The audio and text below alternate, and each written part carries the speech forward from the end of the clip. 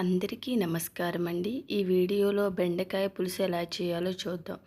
ముందుగా స్టవ్ వెలిగించి కళాయి పెట్టుకుని 3 స్పూన్ల వరకు ఆయిల్ వేసుకుని, ఒక ఉల్లిపాయ 4 పచ్చిమిర్చి ముక్కలుగా కట్ చేసి వేసుకుని, సరిపడా సాల్ట్ వేసి వేగినాక ఒక టమాటా ముక్కలుగా కట్ చేసి వేసుకుని, అర స్పూన్ పసుపు, 2 పెద్ద స్పూన్ల కారం వేసుకుని, పావు కిలో బెండకాయలు ముక్కలుగా కట్ చేసి వేసుకుని, ఒక గ్లాసున్నర వరకు వాటర్ వేసుకుని మూత పెట్టి మీడియం మంటలో ఉడికించుకోవాలి. నిమ్మకాయంత సైజు చింతపండుని నానబెట్టుకుని ఉంచుకోవాలి. దీని రసాన్ని తీసుకుని బెండకాయ ముక్కలు ఉడికినాక ఈ రసాన్ని అందులో వేసి ఒకసారి కలిపి మూత పెట్టి మరో 10 నిమిషాలు ఉడికినాక లాస్ట్లో కొద్దిగా కొత్తిమీర, కొద్దిగా కరివేపాకు, ఒక అర స్పూన్ ధనియాల పొడి వేసుకుని కలుపుకుని పూర్తిగా సిమ్లో పెట్టి మూత పెట్టి మగ్గించాలి. బెండకాయ కూర రెడీ అయ్యింది.